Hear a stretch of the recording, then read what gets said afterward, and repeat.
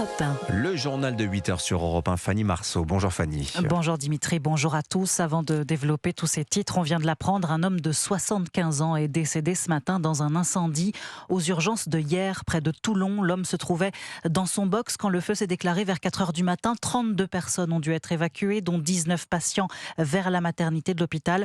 Les flammes ont été maîtrisées par un agent de sécurité et un soignant avant l'arrivée des pompiers. Une conférence de presse est prévue dans la matinée. On y reviendra bien sûr sur Europe 1. À la une également aujourd'hui, cette audience qui sera scrutée dans le monde entier. Nicolás Maduro, dictateur vénézuélien déchu, capturé ce week-end par les États-Unis, va être présenté à la justice américaine aujourd'hui, notamment pour narcoterrorisme. Bonjour Christophe Bordet. Et bonjour à tous. Il n'est aux mains des États-Unis que depuis samedi matin et déjà ce lundi, Nicolás Maduro va être présenté à un juge. C'est extrêmement rapide. Oui, Nicolás Maduro est attendu à Manhattan devant un tribunal fédéral dans l'après-midi, 48 heures seulement après sa capture par les forces américaines. Le moins que l'on puisse dire, c'est que tout cela, vous l'avez dit, va très vite, mais c'est la règle aux États-Unis.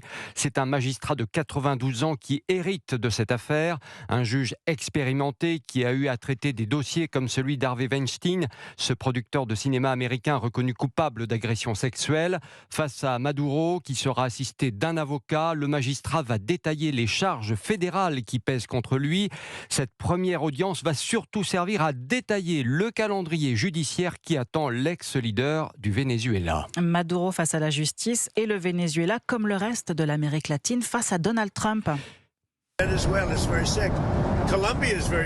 ce qu'on entend, ce sont les menaces du président américain contre son homologue colombien. Cette fois, Gustavo Petro, dit-il, est un homme malade qui aime fabriquer de la cocaïne et la vendre aux États-Unis. Mais je vous le dis, il ne va pas le faire bien longtemps. Christophe Bordet, Donald Trump ne compte pas s'arrêter là. Plus que jamais, il met la pression. Oui, en premier lieu, on vient de l'entendre sur le président colombien. Déjà hier, Donald Trump l'a clairement mis en garde. Il doit faire gaffe, l'accusant donc de produire de la cocaïne pour l'expédier aux États-Unis. Il y a aussi Cuba, un pays qui est prêt à tomber, a affirmé le président américain cette nuit. Un pays dirigé par des hommes incompétents et séniles, a-t-il même indiqué un peu plus tôt. On peut ajouter le Mexique, bref, toute la zone. Et c'est assumé par Trump qui ressort la doctrine Monroe. Il y a 200 ans, Washington estimait que les Amériques étaient le précaré des États-Unis pour empêcher les Européens d'installer des colonies en Amérique du Sud. Plus au nord, le locataire de la Maison-Blanche vise toujours le Groenland et menace enfin de frapper l'Iran et les Mollahs s'il y a des morts dans la rue. Merci Christophe Bordet. On l'entend, plusieurs pays d'Amérique du Sud craignent d'être les suivants sur la liste de Donald Trump. Mais une telle attaque ne se fait pas sur un coup de tête. Pour l'assaut vénézuélien, les forces américaines ont bénéficié de longs mois d'intenses préparations. Charles Bouchin. Oui, en effet, dès le mois d'août dernier, une équipe clandestine d'agents de la CIA parvient à s'installer chez le voisin de Nicolás Maduro. Objectif, collecter des informations sur le quotidien du président. Un agent aurait même réussi à s'infiltrer au sein du gouvernement vénézuélien. Une taupe intégrée au cercle rapproché de Maduro et chargée de scruter ses déplacements pour les communiquer en temps réel.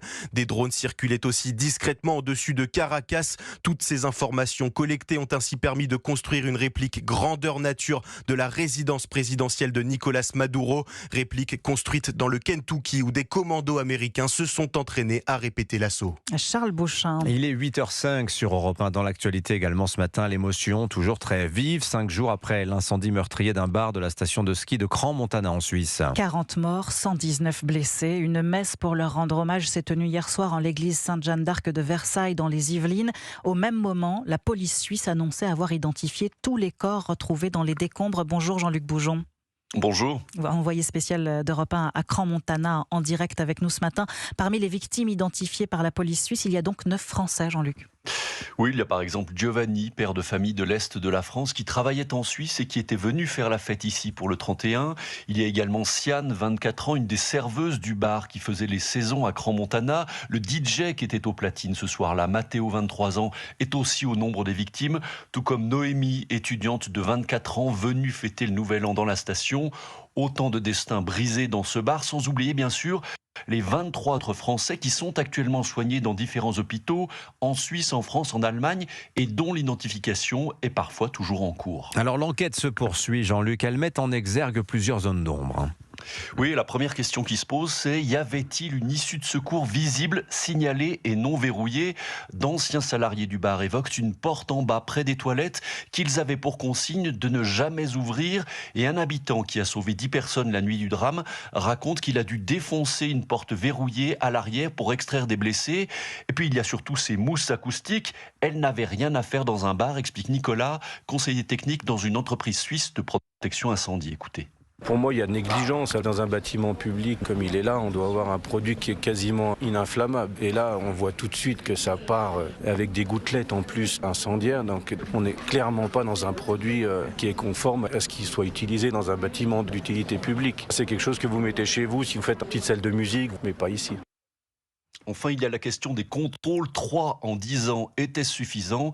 La commune de Crans-Montana a remis tous les rapports de ses inspections du bar à la justice suisse. Merci Jean-Luc Bougeot en direct de Crans-Montana en Suisse pour Europe 1. Anissa Haddadi nous le disait juste avant le journal, 23 départements sont en vigilance neige, verglas ce matin sur tout le littoral de la Charente-Maritime à l'Île-de-France. Conséquence, pas de ramassage scolaire en Bretagne et en Normandie. La circulation des poids lourds devrait par ailleurs y être interdite sur certains axes du réseau national à partir de 10h. Et c'est donc sous la neige que le gouvernement devrait faire sa rentrée ce matin. Le premier conseil des ministres à l'Elysée aujourd'hui, le premier de l'année. Coup d'envoi d'une semaine à haut risque avec la reprise des débats budgétaires prévus jeudi en commission des finances de l'Assemblée, mais aussi le dossier brûlant de la colère agricole. En effet, le Premier ministre reçoit ce soir les représentants des jeunes agriculteurs et de la coordination rurale. Hier, dans la presse régionale, Sébastien Lecornu a publié une lettre aux agriculteurs, assurant notamment que la France continuera de mettre la pression sur Bruxelles.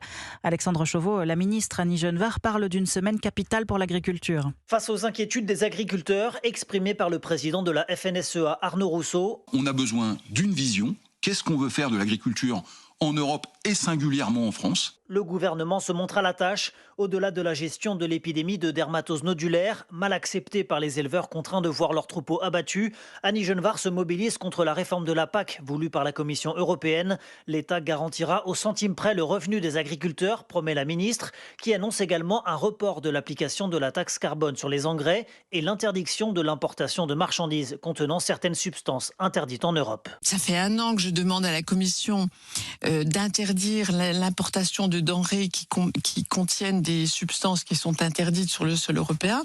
Comme elle ne le fait pas, j'ai décidé de le faire. Sont concernés notamment les melons, pommes ou cerises, mais aussi les avocats d'Amérique du Sud. Manière de mettre la pression sur Bruxelles, qui devra d'ailleurs se prononcer sur cette mesure, et ce, à 1 semaine de la signature prévue du traité de libre-échange entre l'Europe et le Mercosur, auquel la France s'oppose toujours. Alexandre Chauveau. Et colère également des médecins. Oui, ils promettent une grève sans précédent à partir d'aujourd'hui et jusqu'au 15 décembre, Yasmina Katou. Oui, première mesure décriée par les médecins, la possibilité pour l'assurance maladie de contourner le dialogue social et de baisser les tarifs de certains actes.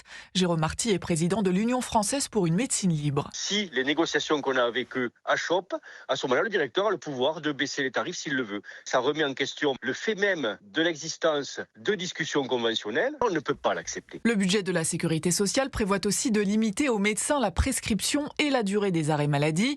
Une atteinte à la liberté de prescrire pour les professionnels. Jérôme Marty dénonce aussi la fin du remboursement des prescriptions faites par des médecins non conventionnés qui ne pratiquent pas les tarifs de l'assurance maladie. Un médecin allemand vous prescrit une ordonnance, vous la faites délivrer en France et vous êtes remboursé alors que le médecin allemand n'est pas conventionné. Et si vous allez voir un médecin français non conventionné, vous n'êtes pas remboursé. Ça représente des centaines de milliers de patients qui sont cotisants à l'assurance maladie et qui demain se retrouvent sans remboursement. Pour protester, le seul moyen c'est de fermer les cabinets, dit Jérôme Marty. Le mouvement s'annonce très suivi avec près de 80% de grévistes. Yasmina Kato, grève jusqu'au 15 janvier évidemment. Je vous rappelle l'info principale de ce journal, la mort cette nuit aux urgences de hier d'un homme de 75 ans dans son box lors d'un incendie. Une conférence de presse est prévue dans quelques heures. On va évidemment en reparler ce matin sur Europe 1. Merci Fanny Marceau. Dans un instant, Aurore Berger, l'invité de Sonia Mabrouk, 8h10. 7h, 9h.